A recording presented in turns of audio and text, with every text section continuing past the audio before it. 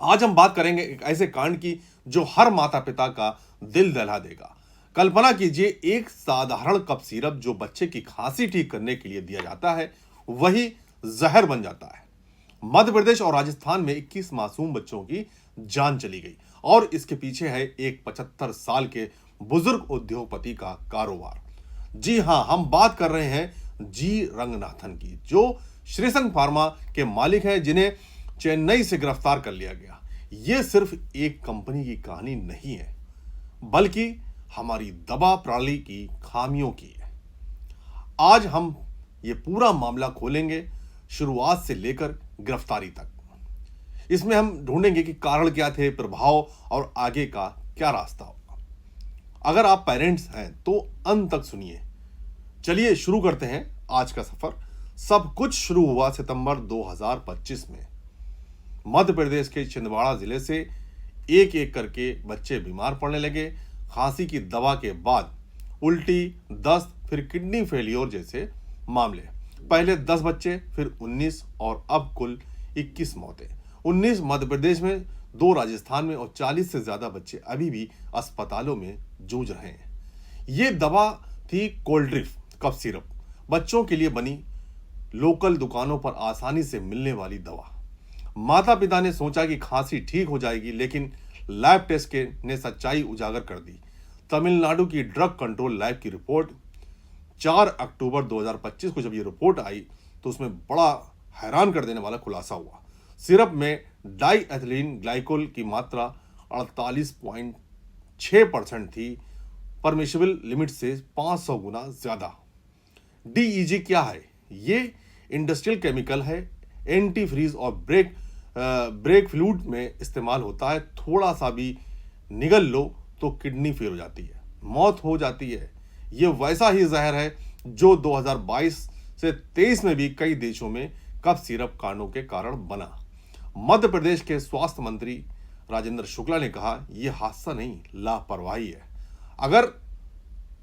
लेकिन अब यह सवाल है कि यह जहर किसने बनाया? जवाब है श्रीसन फार्मा ने।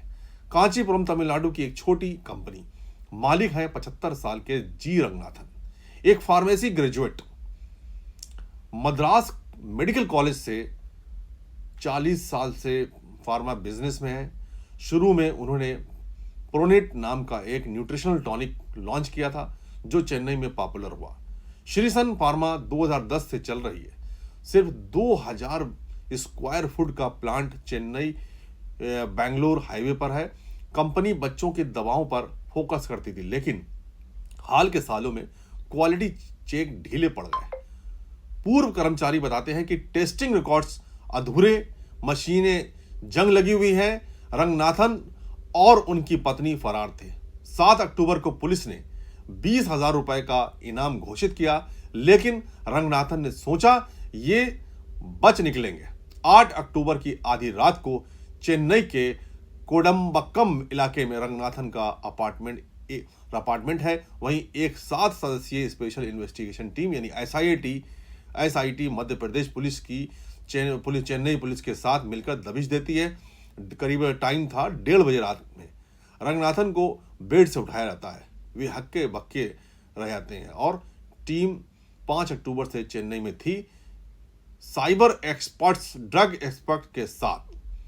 इंटेलिजेंस से पता चला कि रंगनाथन फैक्ट्री के कागजात नष्ट करने की कोशिश कर रहे थे। गिरफ्तारी के बाद उन्हें कांचीपुरम फैक्ट्री लाया गया, वहां जरूरी डॉक्यूमेंट्स जब्त किए गए। आज यानी 9 अक्टूबर को चेन्नई कोर्ट में पेश किया गया, फिर ट्रांजिट रिमांड लेकर छिंदवाड़ा ले जाया जाएगा। तमिलनाडु पुलिस ने फैक्ट्री सील कर दी, ऑफिस खाली, कंप्यूटर मशीनें रातों रात हटा ली गई। यह ऑपरेशन मिडनाइट नाम से मशहूर हो गया। कोल्ड्रिफ बैच नंबर SR13 मई 2025 में बना, एक्सपायरी अप्रैल 2027 थी। यह सिर्फ पुडुचेरी, मध्य प्रदेश, राजस्थान और दूसरे राज्यों में बिक रहा था। कीमत चूंकि सस्ती थी, 50 से 60 रुपए की बोतल थी, लेकिन अंदर जहर। रिसर्च से पता चला कि प्रोपाइलीन और ग्लाइकोल की जगह डीईजी मिला दिया गया।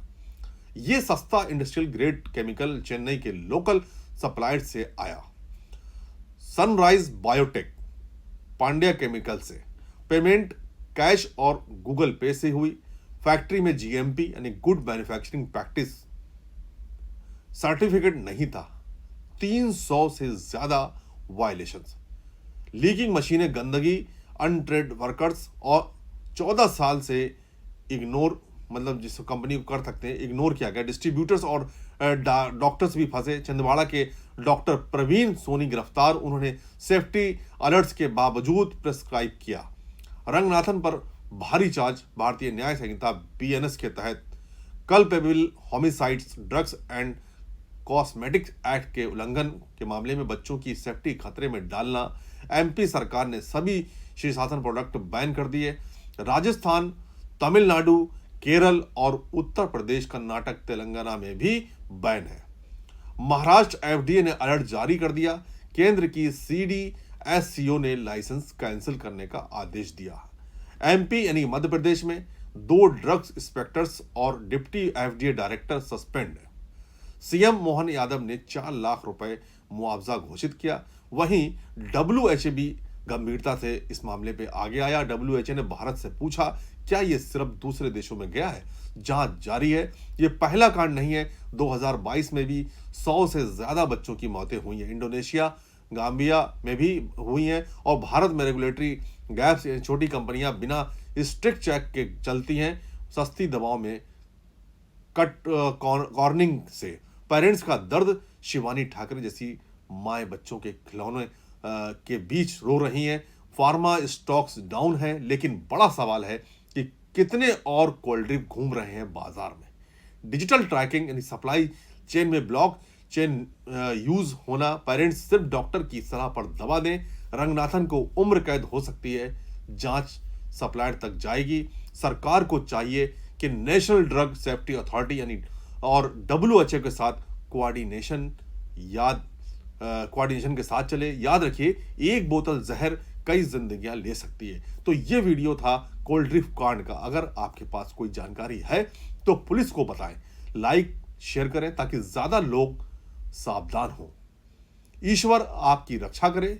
जय हिंद। सुरक्षात्मक दृष्टि से उनके अन्य जो दवाइयां हैं उनका सैंपल कराया हुआ है और उसको जांच कराई जा रही है। जी, कितने सैंपल सर लगभग लिए गए? अभी तक तो टोटल हमने मार्केट से जो है अन्य कफ सिरप के और सेशन फार्मा के टोटल मिला के 70 से ज़्यादा सैंपल लिए हैं। जी, किसी तरीके से अमानक आई है सिरप या नहीं, किसी अभी दिक्कत? देखिए उसमें सैंपल जांच कराया जा रहा है, उसमें कुछ समय लगेगा। निश्चित रूप से ये मैन्युफैक्चरिंग का ही फॉल्ट है, मैन्युफैक्चरिंग लेवल का ही है। तो ये फैक्ट्री के जो ओनर्स हैं वहीं पर बात जाती है कि वहाँ पे जो टेस्टिंग हुई है वो किस तरीके से हुई है, या जो दवा बनाई गई है तो उस समय खामी कैसे हुई। वहाँ पर ये क्रॉस चेक हो जाना चाहिए था, वहाँ पर ये दवा रुक जानी चाहिए थी।